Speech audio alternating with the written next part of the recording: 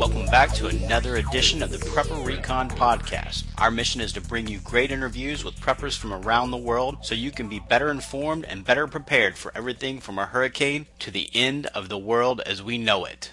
Today's guest is Sean from SGT Report, the Corporate Propaganda Antidote. Sean, thanks for coming on the show. Well, Mark, thanks so much for asking me to come on. I really appreciate it. Oh, it's absolutely my pleasure to have you on. Can you tell us quickly why you started SGT Report?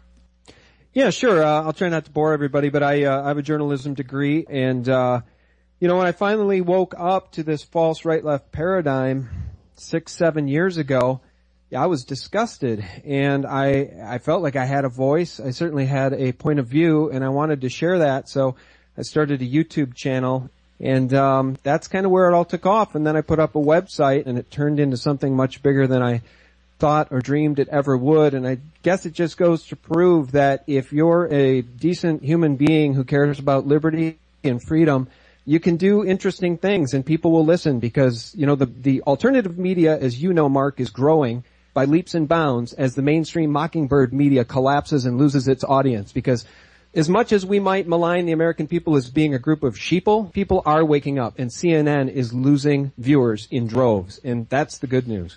That is good news. The Rolling Stones reporter Michael Hastings was recently killed in a single-car accident. He's the reporter that brought an end to General Stanley McChrystal's career by outing his affair. The engine of his car was found 100 feet away from the site of the collision. Does that sound consistent with a head-on collision into a tree to you? No, and it's very troubling. I think that, after the unexpected death of Andrew Breitbart, a lot of us started to wonder, what is really going on behind the scenes.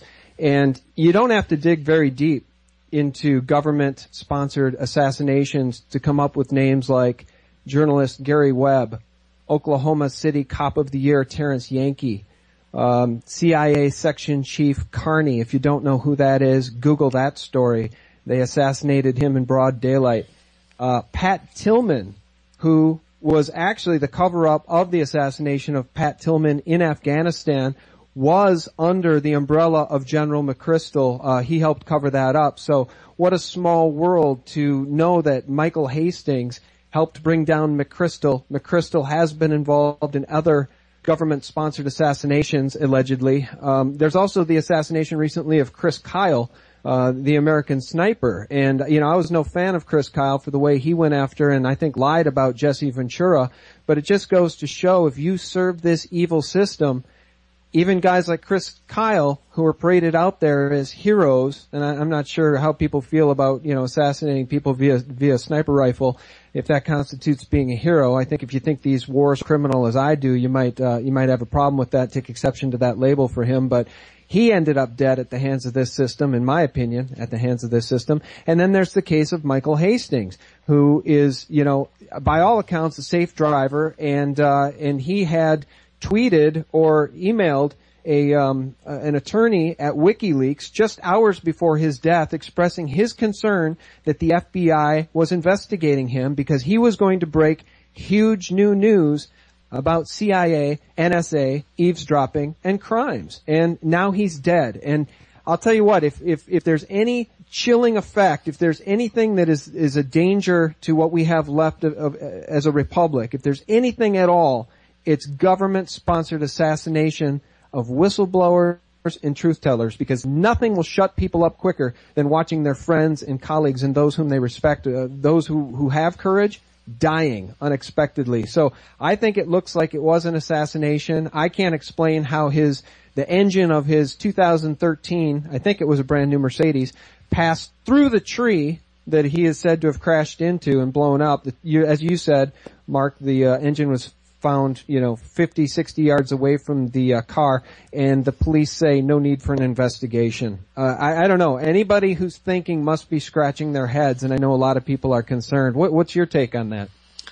It doesn't sound right. I'm not a physicist, but I don't understand how the back of the car can be missing from a front end impact, and how the engine can end up 100 feet away. We seem to have moved on past the fact that our government is tracking every phone call, email, Skype call, and Facebook post through PRISM. We're more focused on where in the world is Edward Snowden.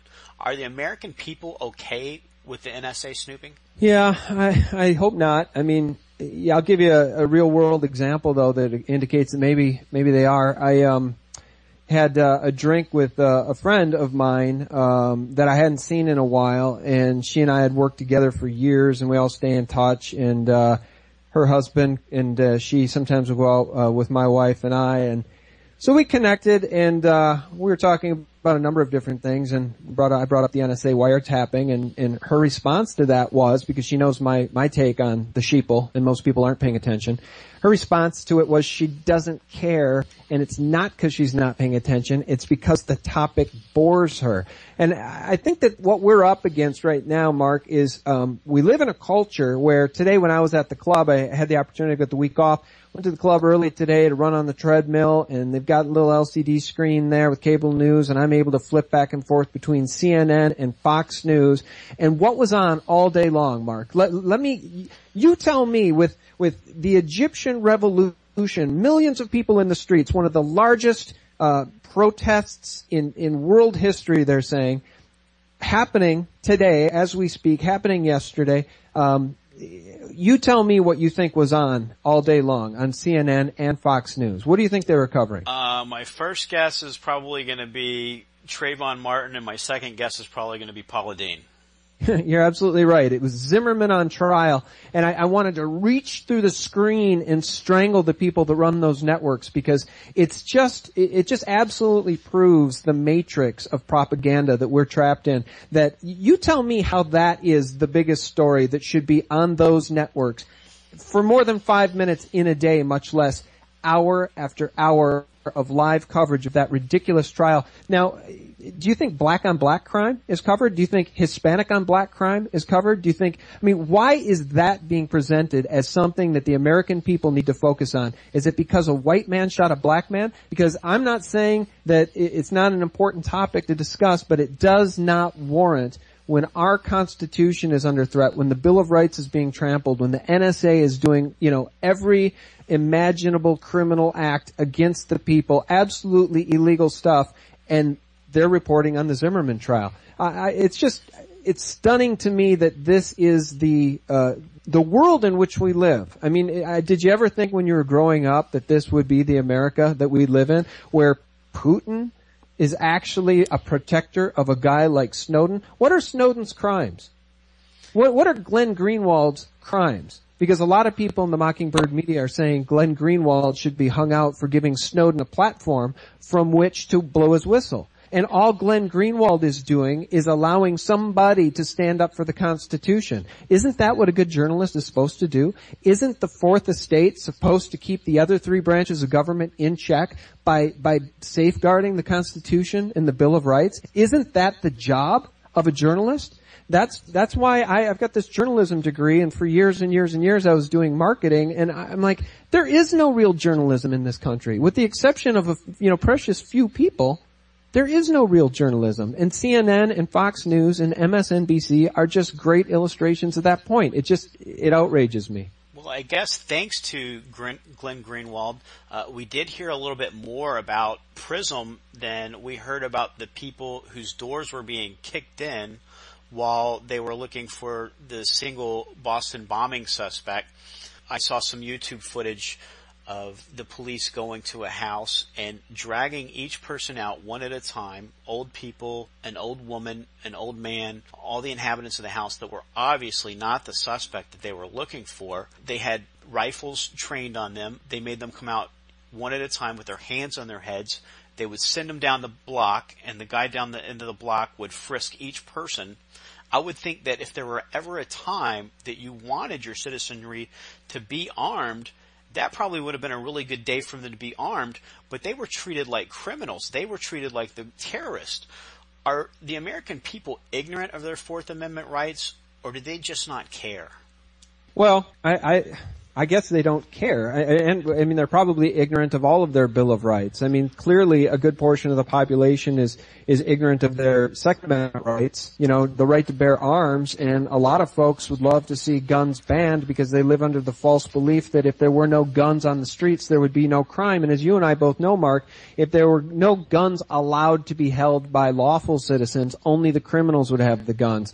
So as far as what the American people think, I don't know. I try to concentrate on what the 5 or the 10%, maybe as many as 20% of God-fearing, decent American people, what they think. Those are the Ron Paul supporters. Now, if we had an honest media by, of, and for the people, if we had an honest government, Ron Paul would be president right now. Ron Paul had all of the backing and all of the momentum, and all of the Mockingbird media turned on him and tried to quelch that at every opportunity, and took every opportunity that they had to try to steal that momentum from him and steal the election from him. So I don't really care what the average American thinks, because if it were up to the average American, we would have been under British rule. We would have never gotten the Constitution. I don't care what the American people at large think anymore, because they're quickly becoming irrelevant. I really truly believe that. I said that recently in an interview with Aaron Dykes from InfoWars, and I asked him what he thought, because as we see millions of people in Egypt march against the puppet put into power by the Western-backed New World Order government, by this country's government, and those people wake up and they actually actively march in the streets because they're sick of their puppet government. I asked Aaron Dykes, are the American people quickly becoming irrelevant? There's only 300 million of us, and there's 1 billion plus Chinese. You know, the Russians seem to be more interested in protecting liberty than most Americans. I think the average American person is becoming irrelevant. There was a Roman philosopher that said, as long as the people have their bread and their circuses, that they'll be happy and they'll kind of go along with anything. And I suppose we have.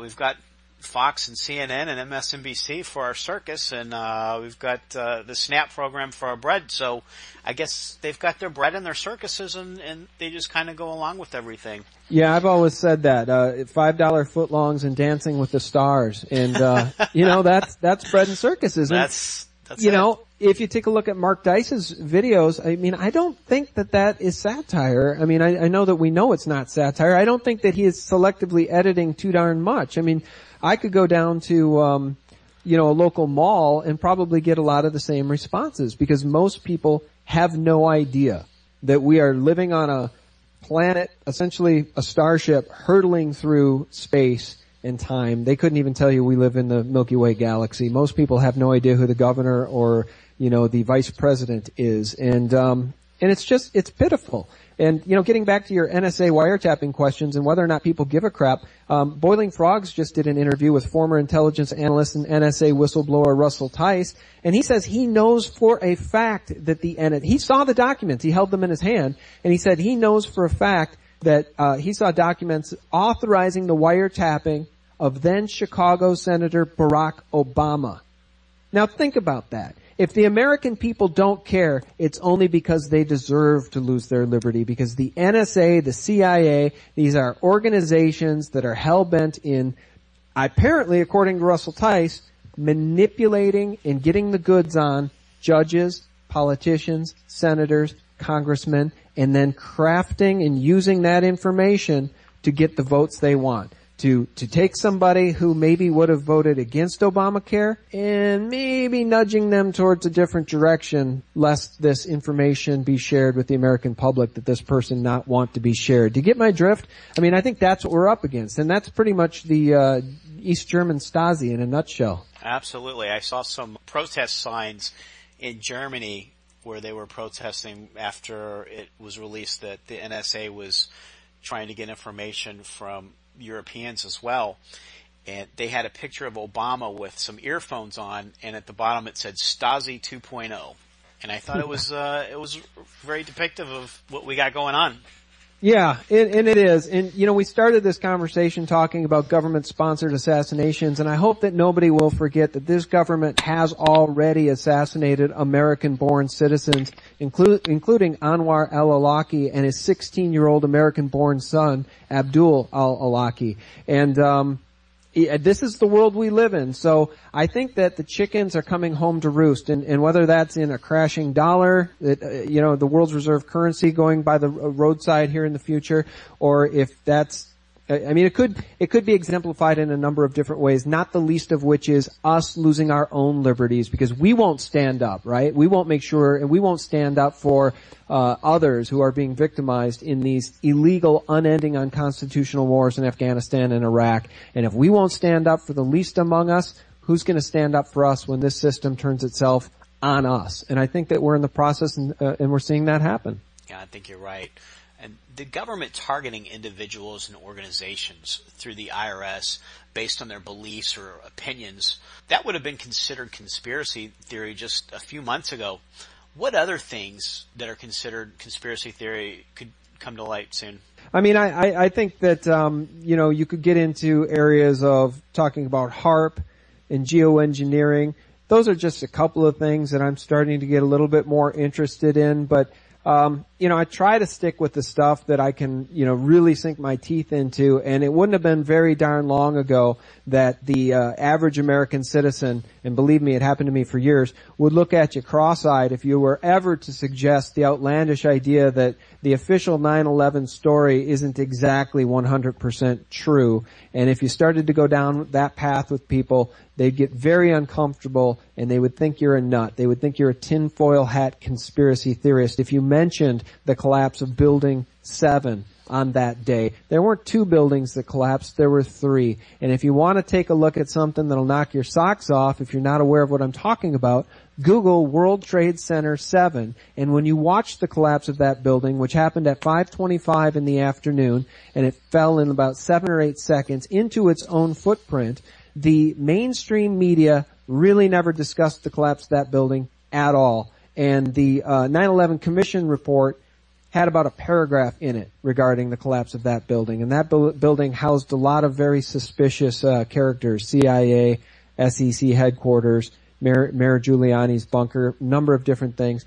And I think the point is that as we now see the NSA and the illegal wiretapping and the crimes in Benghazi, and the crimes of the IRS targeting constitutionalists and government-sponsored assassination of American citizens, can't people see what's going on here? I mean, can't people see that what was previously thought tinfoil hat conspiracy lunacy is now being proven through time as conspiracy fact? So I reject the label conspiracy theorist. It's a pejorative. It's only meant to make people not pay attention and run the other way. That's the design of the word, of the phrase. I reject it. We are conspiracy researchers because the world is run by conspiracy, as it was under the Rothschilds in the 17 and 1800s, as it was when they rolled out the Federal Reserve in 1913.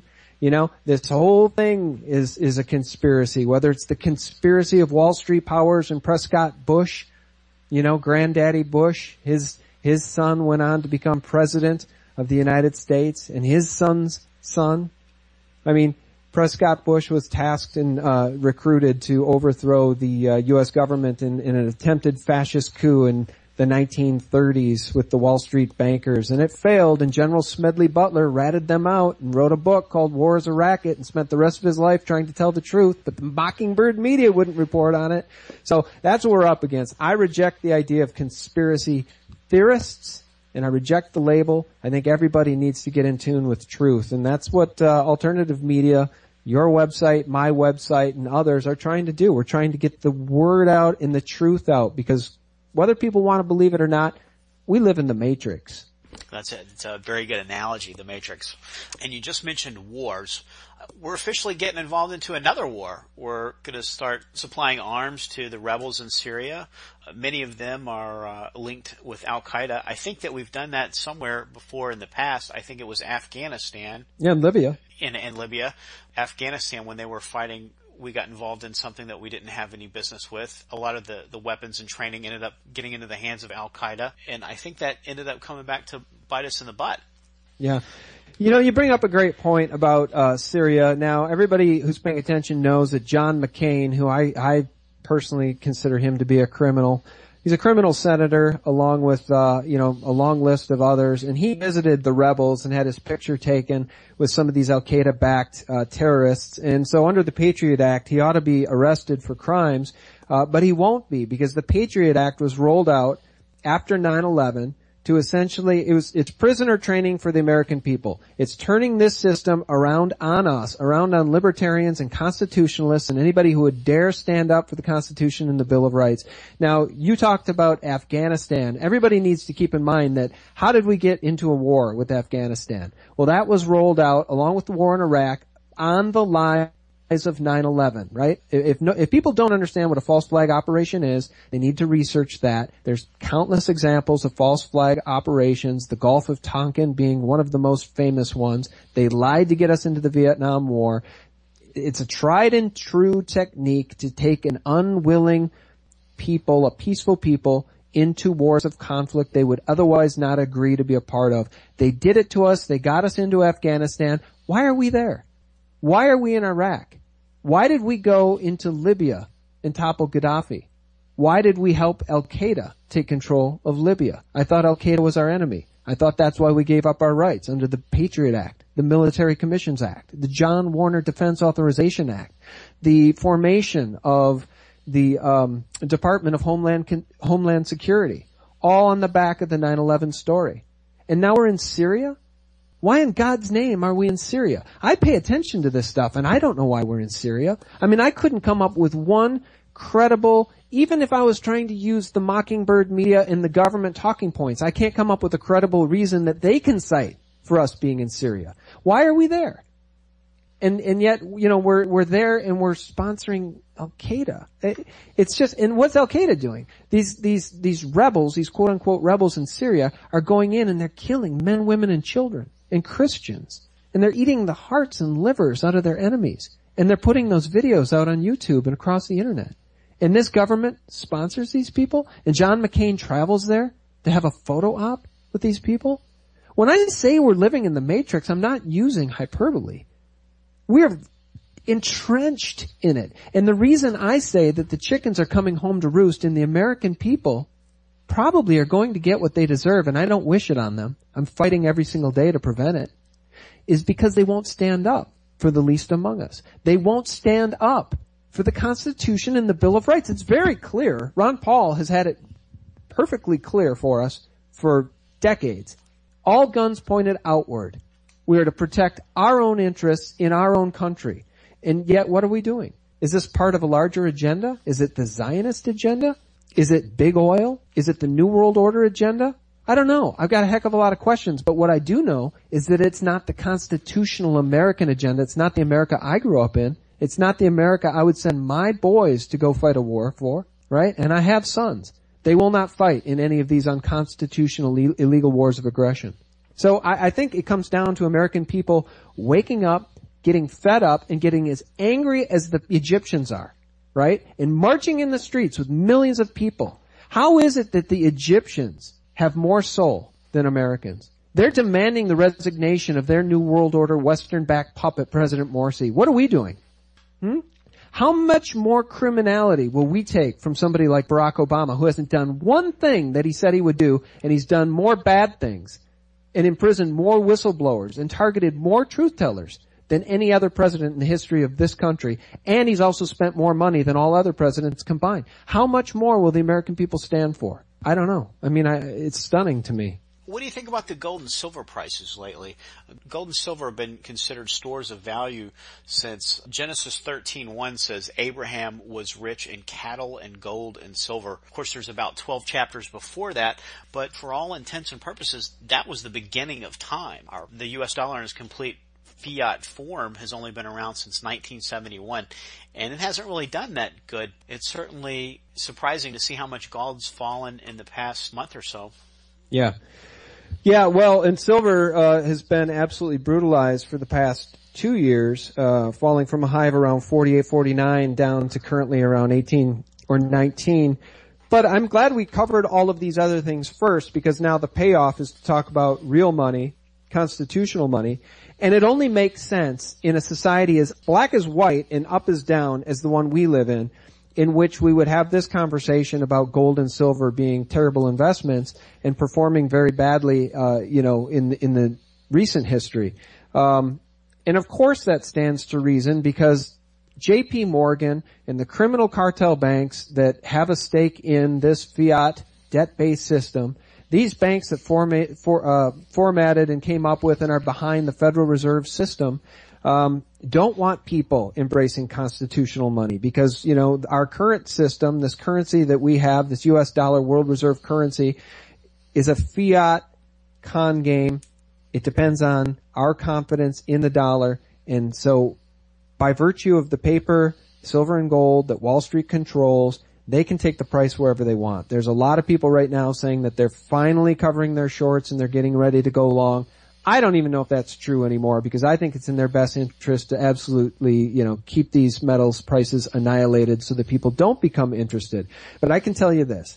I just interviewed the president of Scottsdale Silver recently, and you can use this. I authorize you to use this quote however you want to use it. I'm going to just play it for you briefly. Here's what he had to say about prices. Production's still running, but it's interesting to see as silver now has gone below what the cash costs per mine sometimes may show $8-10 an ounce, but when you factor in the whole corporate overhead of most of these primary silver miners, the price is probably closer to 22 to 25 an ounce. Yeah, so what Josh is saying in that clip is that they push the prices of silver now so low through their paper manipulation. They literally sell billions and billions and billions of ounces of paper silver into the market on a monthly basis, far more than world production can even net in a year. And what he's saying is that now the actual physical real world price of an ounce of silver is lower than it costs the mines to produce it. So it's a very rare mispricing opportunity brought to you by the criminals on Wall Street to buy physical silver. If you would like to do that, I think that's probably a better long-term investment than gold, but both are great. And, you're getting a subsidy right now to buy something below the cost of production because of the criminality that's pushed the price this low. That's my take on it, but I'm not going to say that hasn't been an awful experience for anybody that's been buying precious metals just in the past 2 years, because in this case you would have been buying high and now it's worth a lot less. If you've been buying since 2000, 2002, 2004, you're still doing okay because the prices are still higher than they were then. But ultimately it's been a very, very painful couple of years, and that's because the criminal cartel is doing everything they can to devastate the prices of these metals and to destroy confidence in anything other than the U.S. dollar. If we do have a currency collapse, even if gold goes to 500 and silver goes to $5, if the dollar goes to nothing, it still would be favorable to be in gold and silver. Oh, I agree. I absolutely agree. And I have a bunch of precious metals in physical form. And, I don't sweat these downs anymore because I've always said to people, people used to email me all the time, Mark, and say, should I go all in? Should I go all in? Because they'd listen to interviews that others had done, and I did some too. There's some folks, Bix Weir and, Lindsey Williams and, even Chris Duane, others who would say, you gotta get out of your paper now. And I don't disagree with those folks, but the information would be delivered in a way that to a new person it felt like I got to act now today. Everything I've got, I got to buy silver and gold. And when people would email me, should I dump everything I've got and buy silver and gold? I'd always say, no, I think you should dollar cost average. I think you should take this slowly, buy over time, because we don't know where the price is going. Now, I thought it was going to go to 100. I certainly never thought it would crash back down to 18.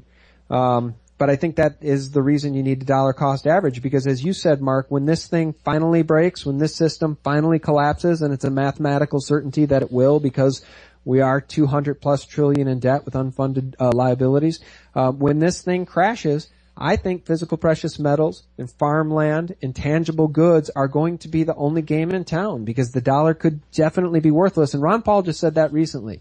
He said when priced in dollars, gold could be infinite in price because the dollar will be worthless. And so you got to look at it as an insurance policy to some degree. I think everybody should get some physical metals, not paper metals. Physical silver, physical gold. It's very, very rare in physical form. It's 100 times more common in paper form. And actually, I think if we had the real true numbers, it's 1,000 times more common in paper form. So the physical stuff that you might buy and put in your safe or wherever you deem a safe, appropriate place to put it, is very, very, very rare. And that's why they're called precious metals. You stated that you do expect to see a currency collapse at some point. I know you're probably too smart to speculate and give me an exact time, but when do you expect it?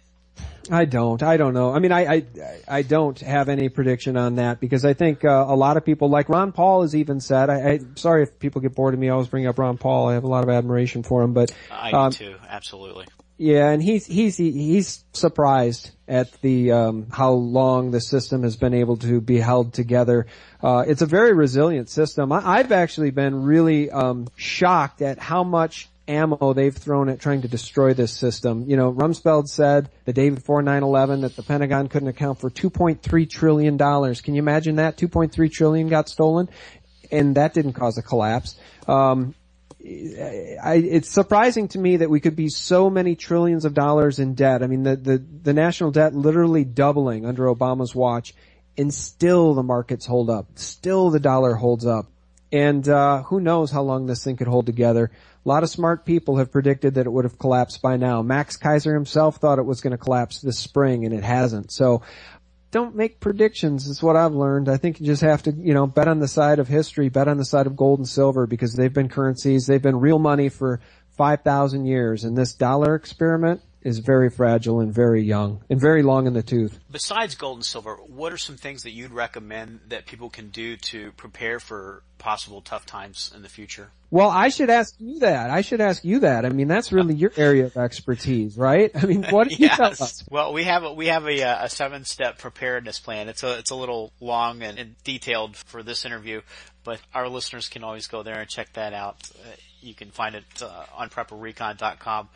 On the left-hand side of the page under categories, it's the 7-step survival plan. It's a very nice detailed plan, but I like to hear what other people are doing as well.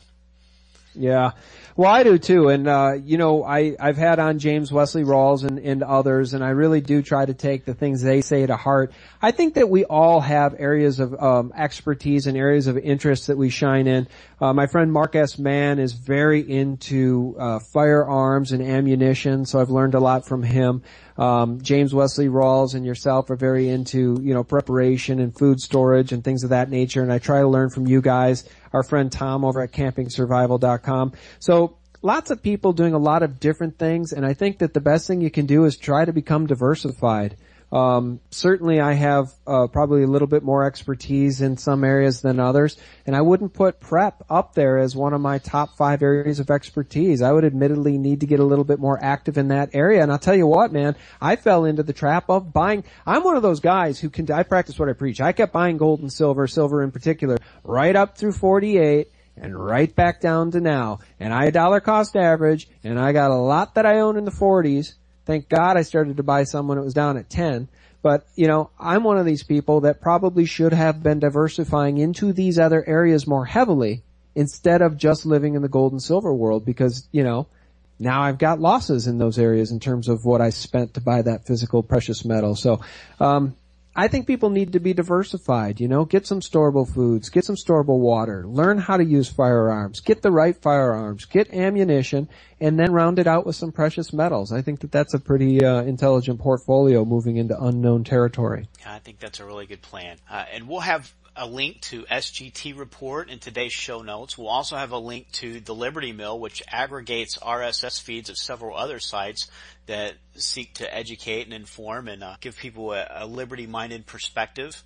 Can you tell the folks where they can find you? Are you on Facebook?